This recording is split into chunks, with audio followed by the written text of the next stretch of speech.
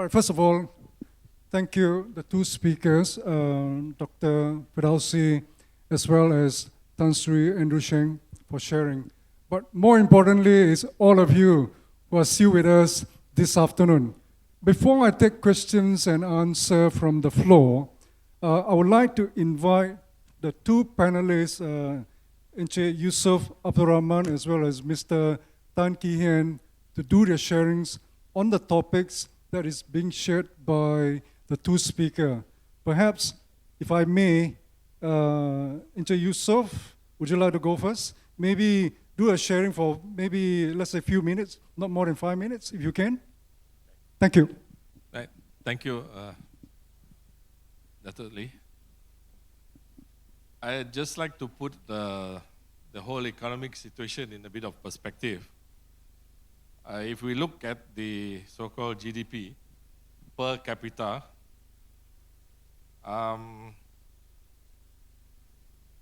in terms of world ranking, Malaysia is number 67. Sarawak is number 57. And Sabah, number 83. Now, we might think that this is not a very good picture. But in reality, per capita, Malaysia is actually doing quite well. Yeah. Sarawak and Sabah are also doing quite well. We are actually ahead of countries like Thailand, Indonesia, Vietnam, Philippines, India, China, even China, which is said to be the biggest economy in the world. Now, in spite of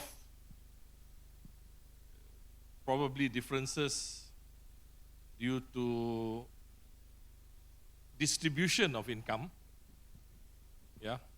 we might feel that, and because of incidence of poverty, we might feel that we are not doing so well.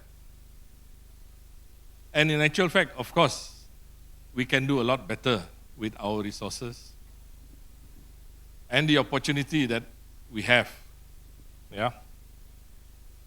The only country that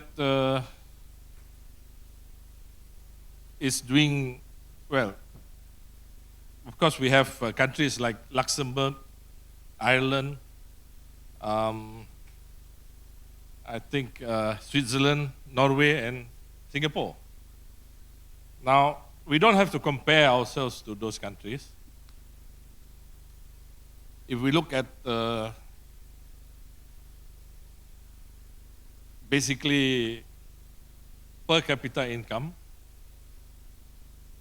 there's a lot of room for growth, I think, and especially if we develop our economies in the way, to some extent, what Tan Sri Sheng was talking about just now. Yeah. Sabah and Sarawak are, I think, in a unique position if we can avoid the so-called oil and gas curse. Yes. This curse is real, and in fact, if we can see what Malaya has done with our oil and gas,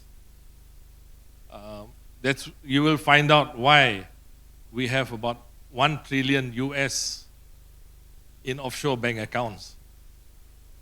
Yeah, that is where your oil and gas money has gone, mostly into offshore bank accounts. It has not been used in our studies. We have found that it has not been used for much value added to Sabah and Sarawak. Because let me tell you one thing. As far as Malaya is concerned, they are looking to Sabah and Sarawak only for extractive purposes. Okay. Yeah. I can tell you this because I was from Petronas. And I know how Petronas behaves. Yeah. They do not have a master plan. They don't have a master plan for the Sabah basin. They don't have a master plan for the Sarawak basin. They do not have a master plan for the Malayan basin, or they call it the Malay basin. For the simple reason that they can just do things on an ad hoc basis. Especially when they have cheap oil and gas resources. To put things in perspective, yeah, why we talk so much about oil and gas. The federal government via Petronas gets 91 to 92% of the revenue derived from oil and gas. Yeah, that is a fact. And we get 5%, so-called. But this 5%, you must understand, is not on the whole value-added chain. This 5% is on 25 to 30% of the whole value-added chain, which means that we are only getting 1 to 1.5%. That is what we are getting. Yeah? We used to get more under Shell. We got about 12.5%. Yeah? So, there is a question, why this is happening? And the simple fact is that everything is being monopolized in a Malaya-centric manner. And unless you know what to do about it, they will convince you. They will convince you to pay through your nose to get back control of your own resources. Yeah? So this is something where state government, both of Sabah and Sarawak, have to be really educated enough to realize what game the Malayans are playing. And they have been playing it for a very long time. In Sarawak's, I don't know so much maybe about Sabah, but in Sarawak's term, over the last 45 years at least, easily, Petronas has taken out about 1 trillion ringgit of our oil and gas resources. Not just through extraction, but through subsidies. Yeah? So we have been, so this is the thing that, these are the challenges that we face. And we all need to educate ourselves in order to get back or to claw back what is rightfully ours. Yeah. Maybe in this juncture, Thank you. Yeah. I would like to thank Yusof. Perhaps Mr. Tan Kee Hian can share with us your thoughts. Sure. Good afternoon. Thank you very much for the opportunity to come and share. As some of you probably can guess very quickly, when I got into the Grab taxi last night from the airport, the taxi driver says to me, "Where do you come from?" I said, "I'm a Malaysian." He said, "No, you don't sound like one." And number two, he said, "You are the first passenger in my Grab car that puts on the safety belt without thinking." So yes, I have spent a good part of my professional and personal life working in the US and in Europe. And that's relevant because when I came back here, I started working with governments and businesses in this country. I am from a management consulting background. There were quite a few things that shocked me. And I think some of the things that we've been discussed today, and maybe has really sort of set the scene for it. And in some sense, the one sentence that Tan Sri Andrew talked about was, less talk, more action. And I think that is very relevant. I don't want to spend any time talking about economic opportunity in the marketplace. There are plenty. It has been covered. But one of the things I was running some workshop to teach senior staff in Bank Negara how to be more innovative. And no, I'm not talking about that. One of the staff was very nice. He said, oh, you are from Sarawak? I said, yes. He says, wow, we really, it was really great when we have this personal development programs that send us to Sarawak to understand what poverty is like. Sarawak was their role model for poverty, how poor and how to live in a poor country. And to me, it was a huge shock to me. Someone from Cebu, where there was a lot of money when I was young, still is a bit, and Sarawak, we know about, we are one of the poorest states, and there are enough data shown already. I'm not going to go into it. Question I asked, why? How can this be? And then recently I had the pleasure, which I won't go into any more details, of getting involved in some discussion about regional development in Sarawak. There are, I think, as many of you know, there are about 9 projects or 11 projects under the broad scheme of rural transformation. How do we help the poor longhouses, the villages, the towns do better? How do we raise the income of the people there? And each of them have roughly about 1.5 billion ringgit budget. After I got involved with it, it became very obvious to me why they are still poor and why we will continue to remain poor, because the discussion was never about how do we put more money in the pocket of the people on the ground. It was more about how do we build more infrastructure, how do we do more projects. But there was no focus on the real outcome. The focus was on how do we spend money, how many kilometers of road we build. But the roads may lead nowhere at the end of the day. So that was a big shock to me. And if I put the two together with some other things I pick up, I'll come back to it later, it's about what Datuk Lee talked about, and many others. It's about capability. It's about talent. It's about skills. And, I live in Singapore and London, and I worked there quite a bit. And one of the things that was very surprising to me when I first started working with Singapore government, manpower planning is always one of the first items on discussion in planning. Is that where we are in Malaysia? It's about manpower, it's about people. How many type of people, of what skills, what level do we need? And the government planned that precisely. Yeah. So it puts emphasis on talent, on capability building.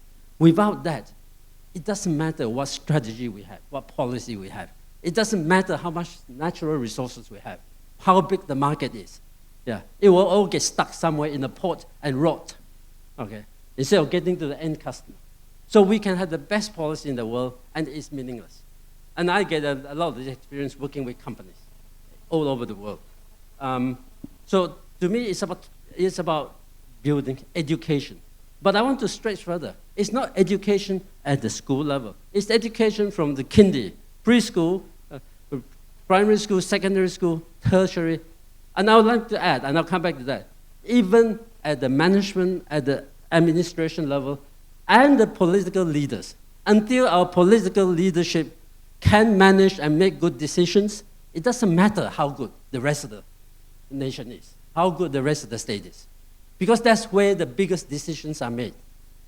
And I'm going to refer to something, and I'll probably never be invited back to Sarawak again. I've been reading the newspapers in Sarawak, the Daily, Borneo Post, and various things. And I call it, what I see is initiatives maze, M-A-Z-E. Every day there's a new initiative, a new ideas, a new Amsterdam, and a new this, and we're going to be first in the world in hydrogen cell, bus, and all those things. Actually, I would like to change the word. It's initiatives mess, M-E-S-S. Okay. To me, we are being set up for a perfect implosion in our economy a few years down the road. We have too much money. But so the key is, how do we use our money well? We talk about development. We have quite a lot of development money in Sarawak and Sabah. But what happens? Where is the outcome from it? So, no, it's great. I love to sit and talk to you about strategy, about policy. But that's not really where the challenge is. The challenge is how do we extract value from what we spend? Value that gets to the right place in our society, in our economy. And that is serious matters. Okay? That's about talent. It's about But it's also about how do we do things? How do we manage? We heard about the curse of natural resources. Yes? Oh, before I get to that, okay, I was sitting in an audience once when Lee Kuan Yew was asked a question when he was still alive. He said, how do you ensure that you remain not only competitive in the rest of the world, but ahead of your competitors, the Malaysia, the Indonesia? He said, it's very simple. He says, I only need to have better people than they have. That is his simple answer. And we are ahead of them by 10, 15 years. So they will never catch up unless we fall asleep. Yeah. This is the emphasis on people, capability, talent. Yeah. And we need to do it all the way up our society, right up to the top of our leadership. Honestly, the leaders, the buck stops there. The biggest decisions are made at the top. Yeah. The other thing I want to just share a little bit is that I had a chance to work with EPU. We talk about middle income trap. I think Tan Sri and various others refer to that. In 2008, I spent a year working with EPU. Okay. And the objective was very clear, middle income trap. How can Malaysia escape the middle income trap? And we're still talking about the same thing today. Okay. And yes, there's a lot of work to do. But some of the things that I pick up from that, which I think is relevant, is that this is back to the natural resources, curse of natural resources. And now some people, going back to the thing I mentioned earlier, Singapore did very well without natural resources. Actually, that's completely wrong. Singapore has the best natural resources, the people like this sitting in the room. And they make good use of it. They only have one natural resource, maybe the port location. And they make brilliant use of it. And we have not just people, but we also have a lot of natural resources. I wish we would do better than what we have. So it is a curse. We talk about natural resources. I was involved together with Senator Robert here in a little series of workshops in Cebu a few years ago. And I had a good chance to look at the economy of Cebu. Economy of Cebu, to me, is a very good reflection of the problem in Sarawak and Sabah. We are too well endowed with natural resources, and that's all we depend on our mindset. We don't learn the hard work of downstream value-added industry. Palm oil is a very good example. We studied that in great depth in the EPU study. We have virtually no value-added palm oil activities, and even today. So how can we get out the value chain? How can we become a high-income nation if we are not into value-added, high-value-added, high-productivity activities? I'll leave it at that. Thank you, Kee Hian. Right, I would like to ask the floor for some questions. Please be precise, and if your question is directed to either any of the panel speaker, please do so. Can I have maybe 3 questions? Maybe one left, maybe one right, and maybe one in the middle.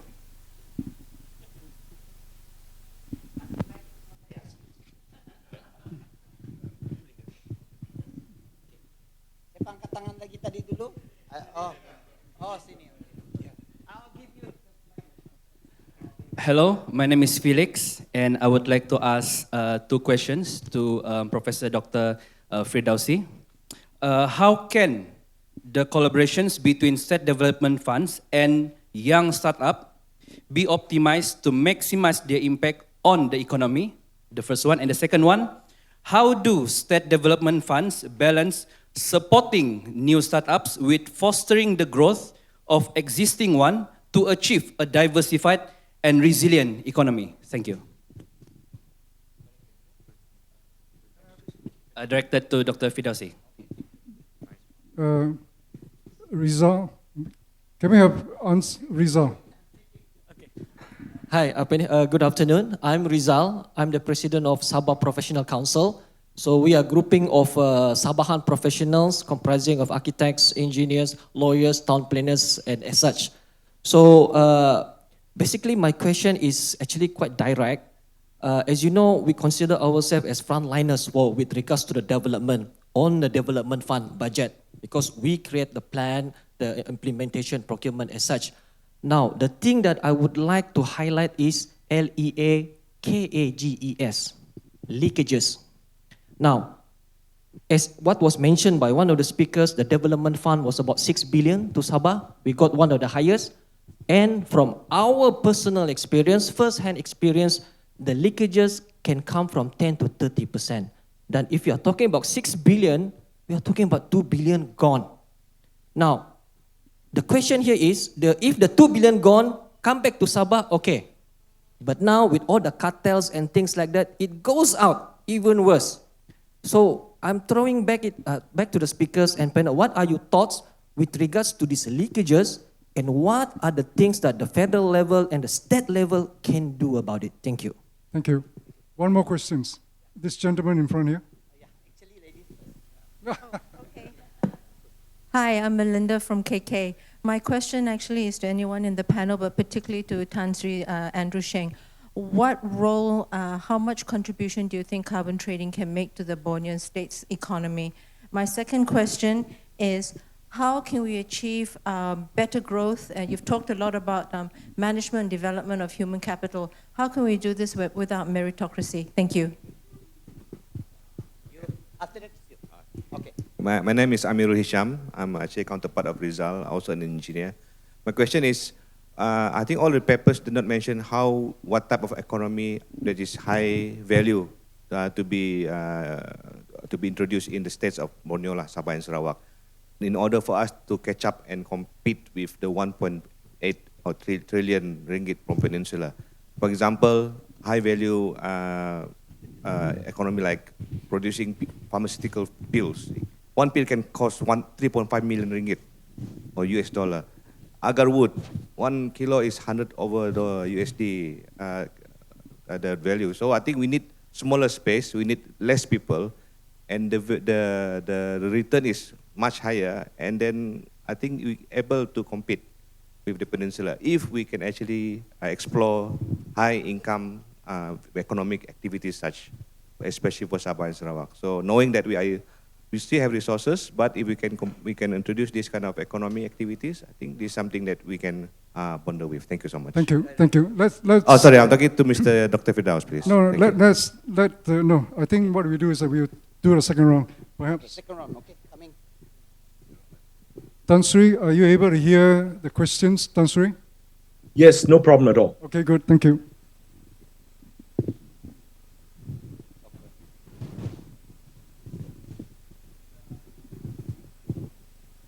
Perhaps Professor Firdausi first, and then we'll answer later.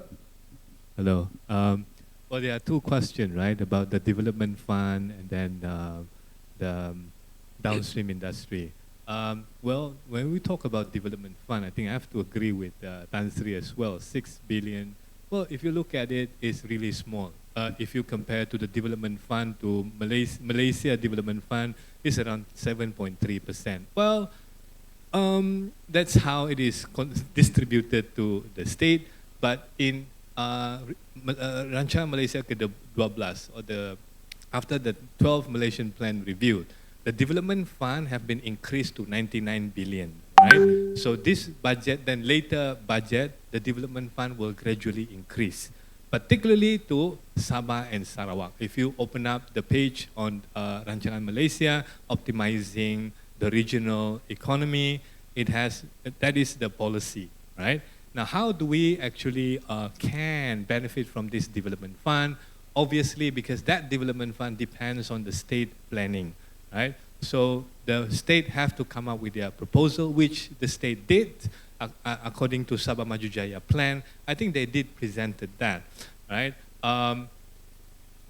Then Sarawak as well. Now the question is, when we talk about any economic success or any plan, well, economic success does not just lies in vision, but rather in execution. I think like what Tan Sri have said just now is all about implementation, right? So now the key is implementation. The policy is very clear. To be honest with you, Prime Minister PMX right now has set a new tone under the NETTAR, the National Energy Transitional Roadmap, and then the plan new industrialization plan, and also the budget 2024. To be honest with you, if you compare with the rest of the plan, it set a new tone. and particularly pay attention to Sabah and Sarawak as well. Well, you know, like I think Datuk Sri Fong, he said that you have to put politics aside. Well, it's not mutually exclusive. We have to agree with, you know, Professor James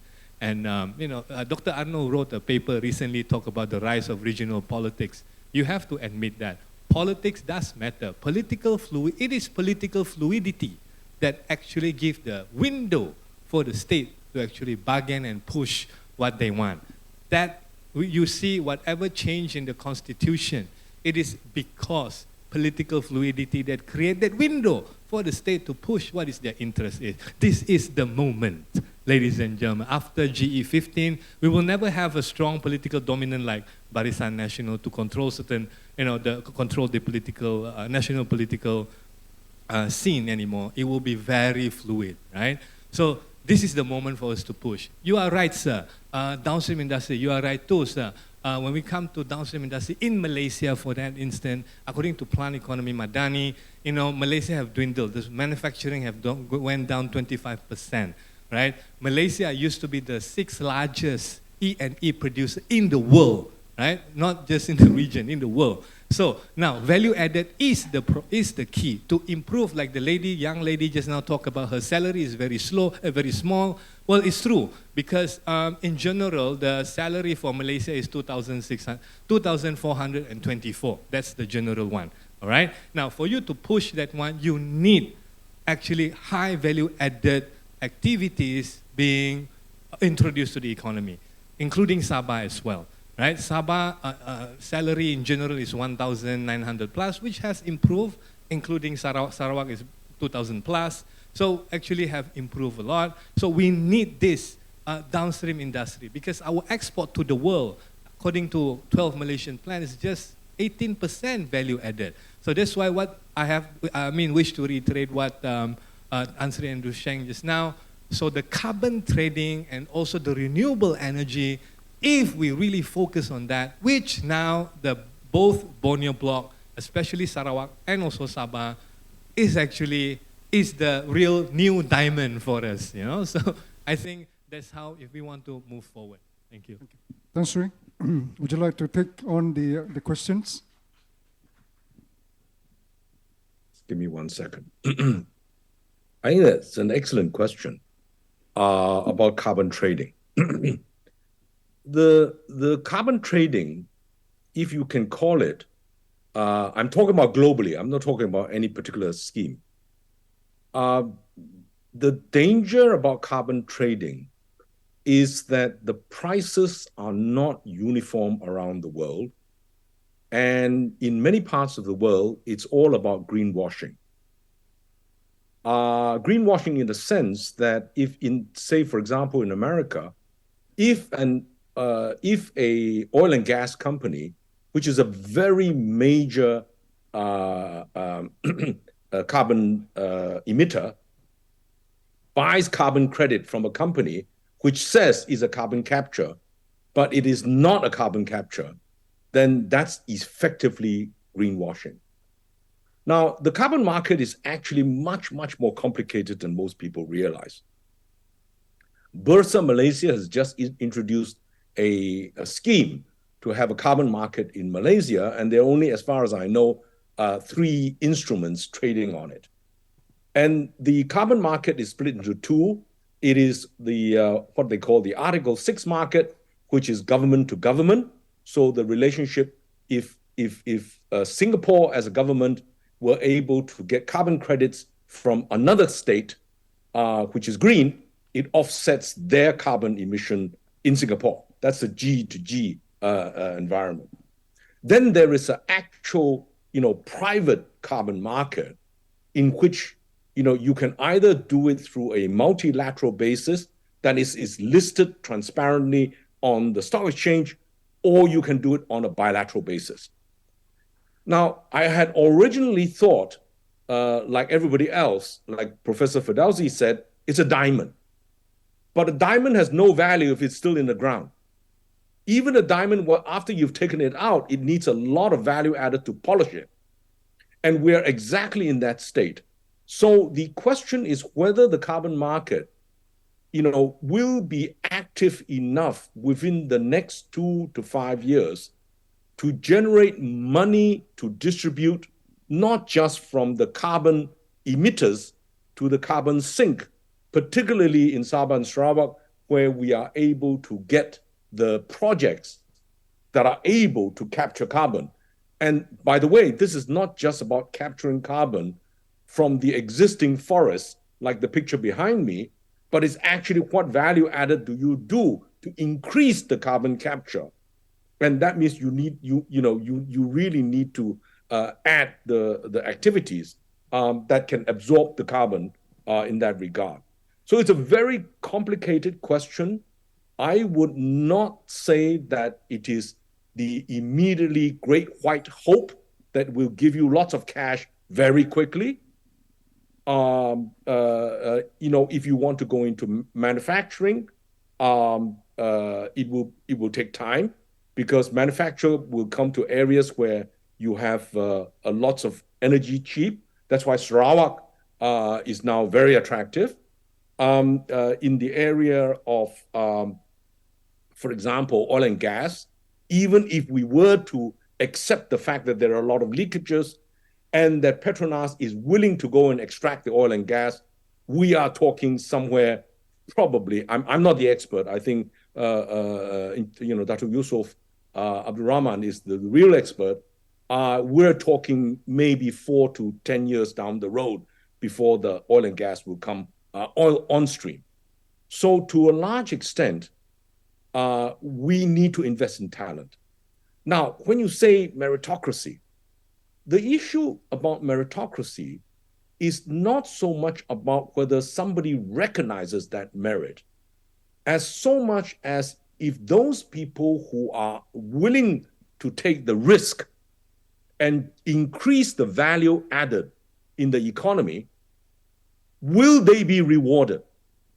And if they are not going to be rewarded, that sort of entrepreneurial, creative talent will move offshore. People walk with their feet, right? We are in a world in which talent is totally mobile, right?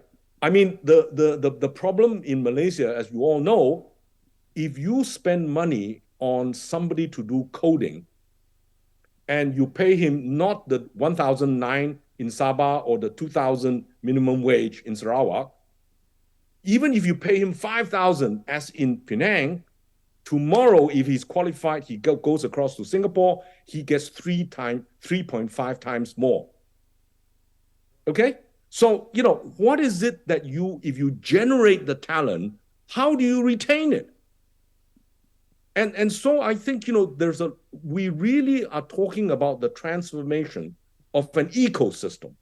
In my view, the strongest part about the ecosystem of Sabah and Sarawak is the diversity of culture and the openness or willingness to listen to each other. Okay? There has been a tendency very much in Semenanjung in which there's one voice that seems to say that that's the way to go. But where is the conversation? This is why a conversation like this is very helpful to all of us. In my view, the more we talk, the more we discuss. This panel has said there are plenty of plans. The energy transformation plan is very good, but we're only given it to us last month. And, and are we expect to endorse it straight away just because some expert says it's good? All of us are affected, for good or for bad. And therefore, all of us should have a proper input in all this. True democracy is about proper consultation and proper, discussion.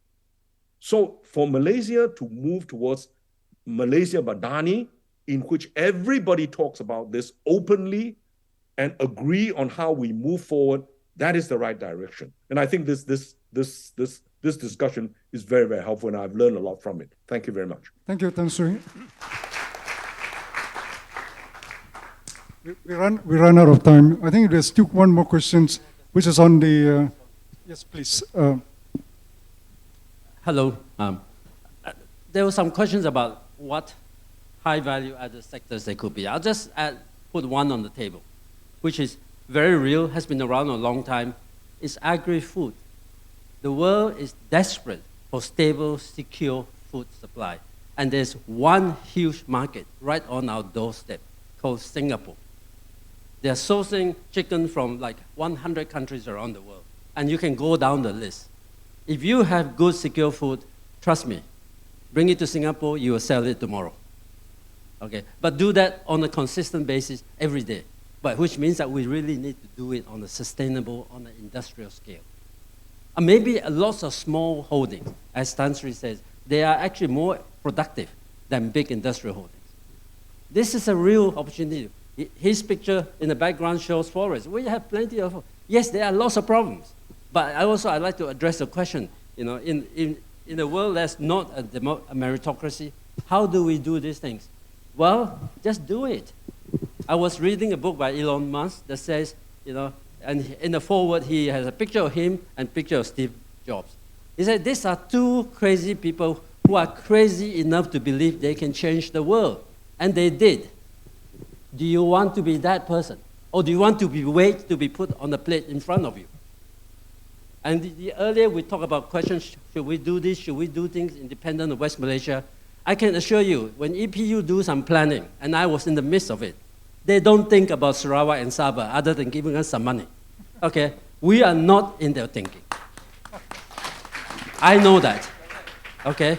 So when you want to do things, do it. Ask for forgiveness later. Into Yusof, you want to have the last word? Well, the only thing I can say is this. It's difficult to negotiate, yeah, with somebody who has his property in his hands. So you have to be smart. And being smart means having greater knowledge. Yeah? And we all learn something new every day. And the only way to deal with the Malayans is to know more than them. Okay? Thank you. Thank you very much. But I'd like to echo what Tan Sri was mentioning during one of the talk. He mentioned about vision without execution is merely an illusion. So I think whatever it is, I think we need to act. And I think we need to act fast. With that, thank you very much, my panel speakers and panelists. Thank you, Datuk Lee, and the rest of the panelists. So, ladies and gentlemen, we just do it, yeah?